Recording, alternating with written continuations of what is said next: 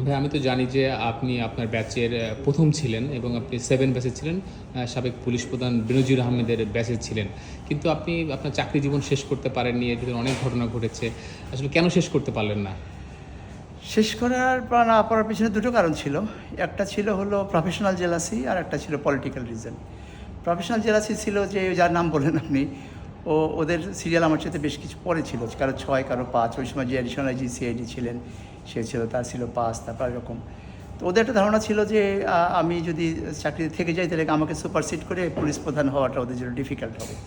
সেই জন্য ওদের কিছু কারো মানে ইয়ে ছিল যাতে করে আমাকে রিপ্লেস করে, মানে চাকরি থেকে বা ডিপার্টমেন্ট থেকে আউট করে দিতে পারে, সেটা একটা। আর তার চাইতে বেশি এটাতে আরও মানে ফুয়েল টু ফায়ার হয় যখন যে 21শে আগস্টের মামলা, যখন রিইনভেস্টিগেশনের নামে, ফার্দার ইনভেস্টিগেশনের নামে যখন আবার ওই সরকার নিয়ে আসলো, তখন তো আমাদের উপর খুব প্রেশার ক্রিয়েট করা হয়েছিল মিথ্যা সাক্ষী দেওয়ার জন্য বিএনপির ঊর্ধ্বতন সর্বোচ্চ নেতৃবৃন্দের বিরুদ্ধে।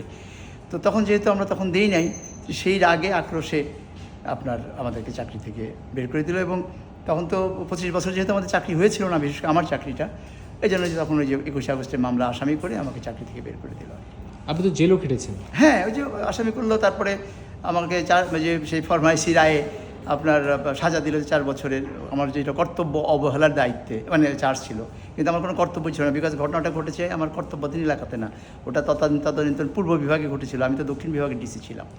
তো ওই যে তারপরে ওই যে কর্তব্য অবহেলার দিয়ে চার্জ দিল, এবং তারপরে 4 বছরের ফরমাইশি রায়ে 4 বছর সাজা দিল, 2 লক্ষ টাকা জরিমানা করলো। তো ওইটা দিয়ে তো আমি সাজা খেটেছিলাম, 4 বছর সাজা খেটে তারপরে জরিমানা দিয়ে আসছি। যদিও পরে আমাদের সর্বোচ্চ আদালত, হাইকোর্ট এবং আমাদের সুপ্রিম কোর্টের আপিলের বিভাগ মামলাটাকে একদম নালিফাই করে দিয়েছে যে চার্জশিট সাবমিশনটাই এটা ইললিগাল ছিল।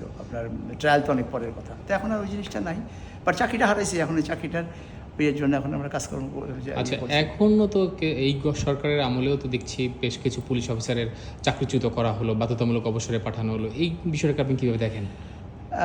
এটা যেটা হলো যে আমি আমার কথা একটু শেষ করে নিই, যে আমাদের এই অন্তর্বর্তীকালীন সরকার আসার পরে কিন্তু যারা আমরা এভাবে নিগৃহীত হয়েছিলাম, পুলিশ অফিসার এবং সিভিল অফিসার এবং মিলিটারি অফিসারদেরও, তো তাদেরকেও চাকরিতে পুনর্বাসন বা তাদের যে ভূতাপেক্ষ পদোন্নতি বলে রেট্রোস্পেক্টিভ এফেক্ট দিয়ে তাদেরকে ক্ষতিটা পূরণ করা হয়েছিল। কিন্তু যেহেতু ওই সময় আমার বিরুদ্ধে 21শে আগস্টের মামলা, তখন আপিল বিভাগে পেন্ডিংয়ের জন্য আমাকে বিবেচনা করা হয়নি। তো এখনও আমি ওইটা নিয়ে করছি, আবেদন করেছি সদস্য সরকারের কাছে। আশা করছি আমি হয়তো এটা পাবো আর কি। এটা আমার প্রসঙ্গটা গেল। আর এখন যেটা হয়েছে যে এইটা কাজটা হয়তো মানে আপাত দৃষ্টিতে মনে হতে পারে যে এটা তো ঠিক হচ্ছে না, কিন্তু বেআইনি কিন্তু হচ্ছে না। তার কারণ আমাদের প্রভিশনে আছে যে 25 বছর চাকরি হলে সরকার যদি মনে করে যে তার চাকরি আর দরকার নেই, তাহলে সেই ক্ষেত্রে তাকে আপনি চাকরি থেকে অবসর দিতে পারে, এটা ফর দ্য পাবলিক ইন্টারেস্ট। তো এখন সেই ইন্টারেস্টে হয়তো যারা ক্ষতিগ্রস্ত হচ্ছে বা তাতে করে যে পরিবার ক্ষতিগ্রস্ত হচ্ছে, তারা মনে করছে এটা কিন্তু এটা বেআইনি কাজ না। কিন্তু আমাদের সাথে যেটা করা হয়েছিল সেটা একটা মিথ্যা কথা না বলার কারণে, যে আপনি বললাম তো যে আমার কর্তব্যই যেখানে নাই সেখানে আমাকে কর্তব্য অবহেলার দায়িত্ব দেওয়া হলো।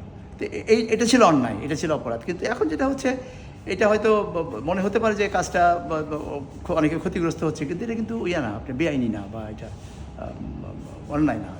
অন্যায় হতে পারে কিন্তু এটা বেআইনি না, আইন বিরুদ্ধ না।